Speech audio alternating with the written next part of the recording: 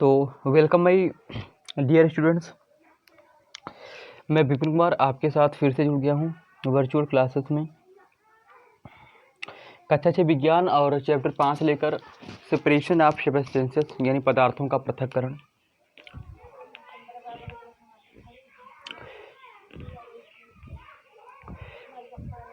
तो आज हम लोग डिस्कस करेंगे निस्तारण क्या होता है, अवसादन क्या होता है, इन चीज़ों की बात करेंगे।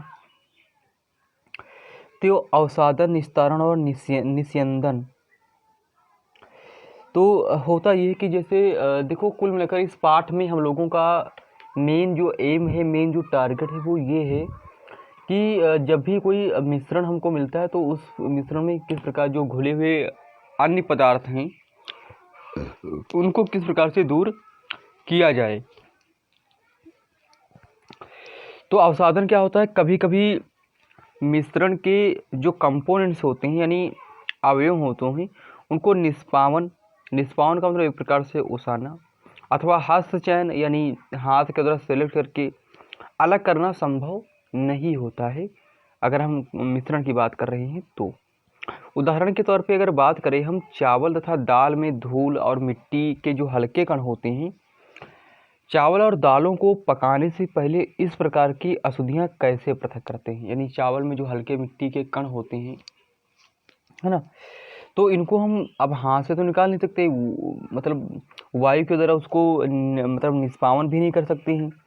तो ऐसे चीज़ों को क्या करते हैं, ऐसे इनकी अशुद्धियों को दूर करने के लिए हम क्या करते हैं, अवसादन करते हैं। कैसे, सुनिए कैसे करते हैं तो सुनिए।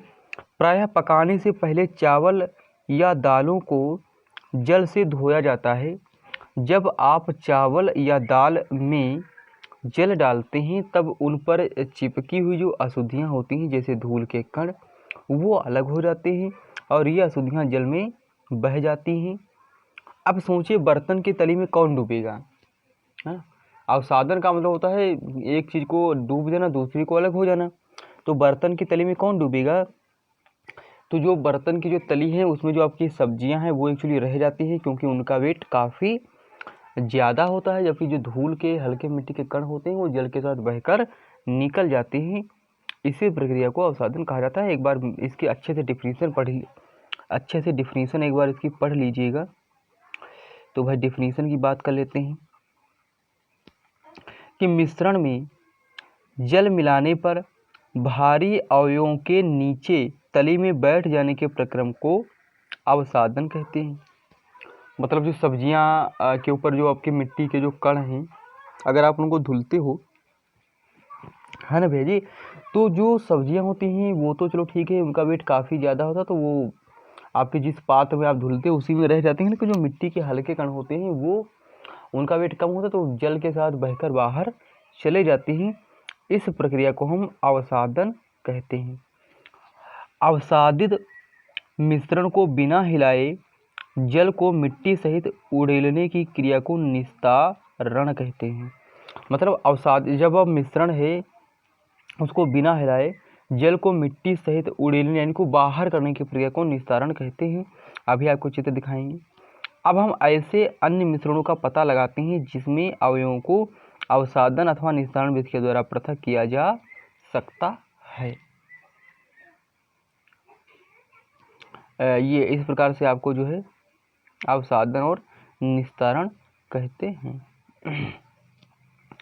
देखो, सबसे पहले ये क्या है, किसी मिश्रण को दो अवयवों को अवसादन तथा निस्तारण द्वारा पृथक करना। मिट्टी का जल और उसमें मिश्रण था, तो जैसे हम इस मिश्रण को हमने धोया, एक मिनट, जैसे ही हम क्या किया, मिट्टी इसमें जब से हम जल भरे तो जो अशुद्धियाँ थी वो देखो हरी हरी ऐसी अशुद्धियाँ जो हैं वो ऊपर की तरफ आ जाती हैं। अब इसको बिना हिलाए यहाँ से ऐसे को उड़ेलोगे, यानी उड़ेलने का बाहर निकालोगे जल को, तो जो अशुद्धियाँ होती हैं वो नीले कलर की बह के बाहर निकल जाएंगी, जो नीचे की जो चीज़ें होंगी वो इसमें रह जाएंगी। तो इस प्रक्रिया को हम निस्तारण कहते हैं। यही सिद्धांत ऐसे द्रवों के मिश्रणों को पृथक करने में भी उपयोग में लाया जाता है जो आपस में मिश्रित नहीं होते, यानी उन पदार्थों को भी अलग करने में इसका इस्तेमाल किया जाता है जो आसानी से जो इजीली सेपरेट नहीं होते हैं और आसानी से मतलब ऐसे पदार्थों को भी इस्तेमाल में मतलब ऐसे पदार्थों के मिश्रणों को भी उपयोग में लाया जाता है जो आपस में घुलते नहीं हैं, उनके निस्तारण में भी मतलब उनको अलग करने में भी निस्तारण विधि का उपयोग किया जाता है। उदाहरण के तौर पर अगर हम बात करें तो तेल और जल को उनके मिश्रण से इसी विधि के द्वारा पृथक किया जा सकता है, क्योंकि तेल जो होता है तेल और जल का मिश्रण इस प्रकार से होता है कि जो तेल होता है वो जल की तली पर तैरता रहता है और जो वाटर होता है वो नीचे रहता है। तो अगर जल की तली में अगर तेल तैर रहा है, मिट्टी का तेल यानी केरोसिन ऑयल, तो उस केरोसिन ऑयल को ऊपर क्या करते हैं, उसको निस्तारण विधि के द्वारा उसको उड़ेल देते हैं। तो जो मिट्टी का तेल एक्चुअली होता है केरोसिन ऑयल वो बाहर बह जाता है और आपका जल रह जाता है। तो इस मतलब निस्तारण विधि के द्वारा उसको अलग किया जा सकता है। यदि द्रव के ऐसे मिश्रणों को कुछ समय के लिए रहने दिया जाए तो वे दो पृथक पृथक परतों में बट जाते हैं। जैसे आप इस समय घर पर ही हो तो घर पे आप एक्सपेरिमेंट भी कर सकते हो। क्या करना आपको ये है कि जो केरोसिन तेल है उसको जल में मिलाना, 2-3 बूंदे ड्रॉप करके उसमें डालना।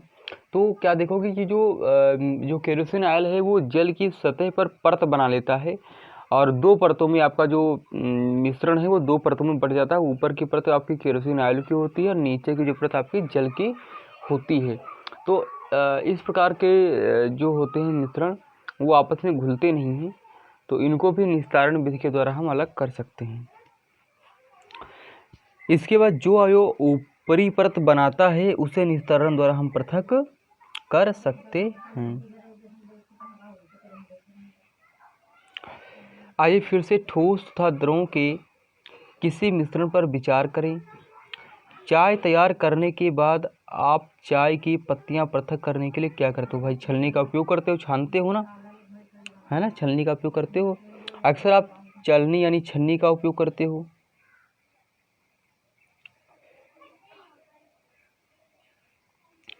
छन्नी का उपयोग करते हैं। आइए निस्तारण विधि का उपयोग करके देखें। इसके द्वारा कुछ सहायता मिलती है, परंतु क्या आपको चाय में कुछ पत्तियां अब भी मिलती हैं? तो हाँ यार, कुछ तो जो है मिलती हैं पत्तियां। अब चाय को एक छन्नी में डाल दीजिए। क्या चाय की सारी पत्तियां छन्नी में रह जाती हैं?